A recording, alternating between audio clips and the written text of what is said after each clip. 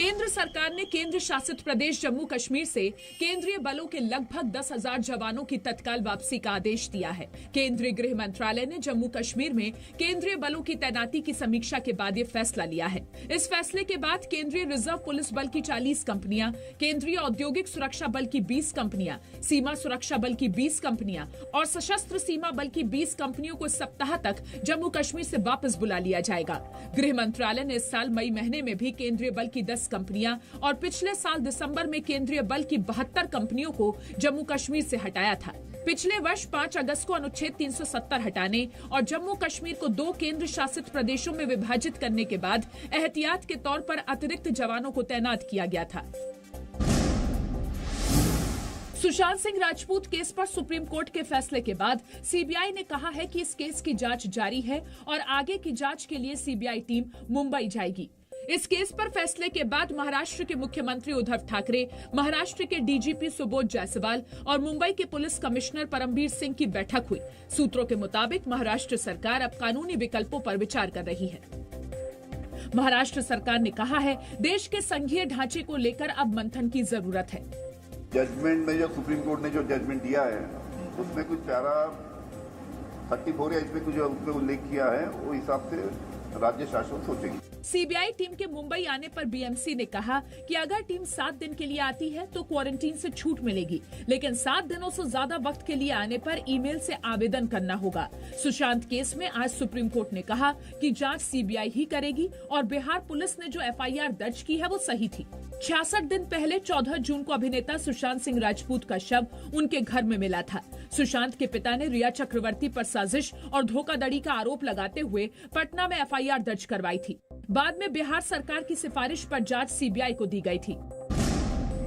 केंद्रीय कानून मंत्री रविशंकर प्रसाद ने सुशांत केस की सीबीआई जांच के सुप्रीम कोर्ट के फैसले को न्याय की जीत बताया है। रविशंकर प्रसाद ने कहा, अब इस केस की तेजी से जांच हो सकेगी। पूरे देश की पुकार थी कि न्याय मिलना चाहिए, ईमानदार, निष्पक्ष और तेज अनुसंधान होना चाहिए। बिहार के मुख्यमंत्री नीतीश कुमार ने जी न्यूज से कहा कि ये राजनीति नहीं, न्याय का मामला है और इस फैसले से साफ हो गया है कि बिहार ने इस केस को लेकर जो भी किया वो संवैधानिक और न्याय संगत था। तो बिहार में वही किया गया जो किया जाना चाहिए था। जब माननीय सर्वोच्च न्यायालय का भी निर्णय हो गया तो अब तो बिल्कुल ही न्याय जरूर मिलेगा, हम लोगों को पूरा भरोसा है। महाराष्ट्र के कैबिनेट मंत्री एकनाथ शिंदे ने कहा, मुंबई पुलिस इस केस की अच्छी तरह जांच कर रही थी, लेकिन सुप्रीम कोर्ट का निर्णय सर्वोच्च है। निश्चित रूप से आज सुप्रीम कोर्ट ने जो कुछ आदेश दिए हैं उसके मुताबिक होगा और इसमें जो सच है सच होगा, साबित होगा। इसमें दूध का दूध, पानी का पानी हो जाएगा। कांग्रेस नेता संजय निरुपम ने कहा कि मुंबई पुलिस फैसले को प्रतिष्ठा का प्रश्न न बनाए। हमको ऐसा दिख रहा था कि कहीं न कहीं ढिलाई बरती जा रही है। 2 महीने बाद भी आज तक मुंबई पुलिस ने साफ साफ नहीं कहा कि हुआ क्या। अभिनेता सुशांत सिंह राजपूत के परिवार ने सुशांत की मौत की सीबीआई जांच के फैसले पर शुभचिंतकों, मीडिया और फैंस का आभार जताया है। सुशांत के परिवार ने बयान जारी कर कहा है कि वो बिहार के मुख्यमंत्री, बिहार सरकार को विशेष धन्यवाद देते हैं, जिन्होंने बाधित न्याय प्रक्रिया को गति दी। सुशांत के परिवार ने कहा कि सबसे विश्वसनीय जांच एजेंसी ने काम संभाल लिया है, जिसके बाद ये विश्वास है कि दोषियों को अपराध की सजा मिलेगी। आखिर में सुशांत के परिवार ने यह भी कहा कि संस्थाओं में लोगों का विश्वास बना रहना चाहिए और उनका भी प्रजातंत्र में विश्वास और मजबूत हुआ है। अब फॉर द फर्स्ट टाइम एक प्रॉपर इन्वेस्टिगेशन होगा और इतने सारे इस केस में पहलू हैं जिसको कि मुंबई पुलिस ने बिल्कुल देखा तक नहीं, उन सारे बिंदुओं पे जांच होगी और सच्चाई का पता चलेगा कि अल्टीमेटली कौन था, उनके मौत का जिम्मेदार कौन था। सुशांत केस की सीबीआई जांच को सही ठहराते हुए सुप्रीम कोर्ट ने आज कहा कि बहुत सारे लोग इस केस की जांच के परिणाम का इंतजार कर रहे हैं, इसलिए कयासों को रोकना होगा और मामले की निष्पक्ष और तटस्थ जांच समय की जरूरत है। सरकारी नौकरी के लिए राष्ट्रीय भर्ती एजेंसी के गठन को कैबिनेट की मंजूरी मिल गई। एसएससी, रेलवे, आईबीपीएस में भर्ती के लिए अब कॉमन एलिजिबिलिटी टेस्ट होगा, यानी अब एक ही आवेदन, एक ही शुल्क और एक ही परीक्षा होगी, जिससे युवाओं को बार बार अलग अलग परीक्षा नहीं देनी होगी। केंद्रीय मंत्री प्रकाश जावड़ेकर ने कहा कि इस फैसले से करोड़ों युवाओं को फायदा होगा। युवा होते हैं, उनको बहुत परीक्षाएं देनी पड़ती है। लगभग 20 रिक्रूटमेंट एजेंसीज है। ये सब समाप्त करने के लिए राष्ट्रीय भर्ती संस्था ये परीक्षा लेने वाली। प्रधानमंत्री मोदी ने इसे करोड़ों युवाओं के लिए वरदान बताया। गृह मंत्री ने कहा कि इससे बहुत सारी मुश्किलें कम होंगी।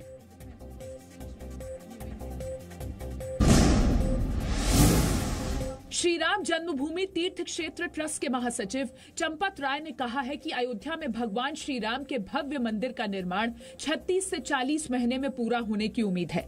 ट्रस्ट के महासचिव चंपत राय ने बताया कि श्री राम मंदिर की आयु कम से कम 1000 वर्ष होगी।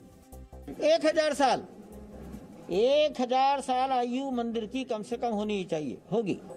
अयोध्या में लोग श्री राम मंदिर को बनते हुए भी देख सकेंगे। इसके लिए अयोध्या में कुछ जगहों की पहचान की जा रही है।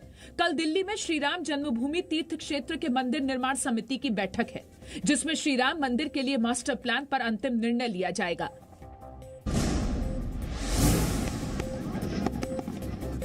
श्री गुरु ग्रंथ साहिब का पहला प्रकाश पर्व पूरी दुनिया में मनाया जा रहा है। अमृतसर में स्वर्ण मंदिर को खूबसूरत लाइट से सजाया गया है और आतिशबाजी भी की गई। प्रधानमंत्री ने भी पूरे देश को श्री गुरु ग्रंथ साहिब के पहले प्रकाश पर्व की शुभकामनाएं दी हैं। प्रधानमंत्री ने ट्वीट किया, श्री गुरु ग्रंथ साहिब जी हमें गलत के आगे नहीं झुकने और सत्य का साथ देना सिखाते हैं। श्री गुरु ग्रंथ साहिब जी के प्रथम प्रकाश पर्व के अवसर पर मैं आपको शुभकामनाएं देता हूं। देश में कोरोना संक्रमण से ठीक होने वाले मरीजों की दर लगातार बढ़ती जा रही है। केंद्रीय स्वास्थ्य मंत्रालय की ओर से जारी आंकड़ों के अनुसार पिछले 24 घंटे में संक्रमण के 64,531 नए केस आए। 1092 लोगों की मौत हुई। देश में अब तक 27,67,273 लोग कोरोना वायरस से संक्रमित हुए हैं, जिनमें से 20,37,870 लोग इलाज से ठीक हो चुके हैं। कोरोना संक्रमण से ठीक होने वाले मरीजों की दर बढ़कर 73.64% हो गई है। देश में 6,76,514 संक्रमित मरीजों का इलाज जारी है। संक्रमण से अब तक 52,889 लोगों की मौत हुई है। दिल्ली में कोरोना संक्रमण से ठीक होने वाले मरीजों की दर 90% से ज्यादा हो गई है। पिछले 24 घंटे में संक्रमण के 1,398 नए केस आए, 9 लोगों की मौत हुई और 1,320 लोग इलाज से ठीक हुए। दिल्ली में अब तक 1,56,139 लोग कोरोना वायरस से संक्रमित हुए हैं, जिनमें से 1,40,767 लोग इलाज से ठीक हुए हैं। दिल्ली में 11,137 मरीजों का इलाज जारी है, जबकि संक्रमण से अब तक 4,235 लोगों की मौत हो चुकी है। दिल्ली में अगस्त के पहले हफ्ते में हुए सीरो सर्वे की रिपोर्ट आ गई है। रिपोर्ट के मुताबिक 28.35% लोगों में कोरोना वायरस के खिलाफ एंटीबॉडीज तैयार हो चुकी है।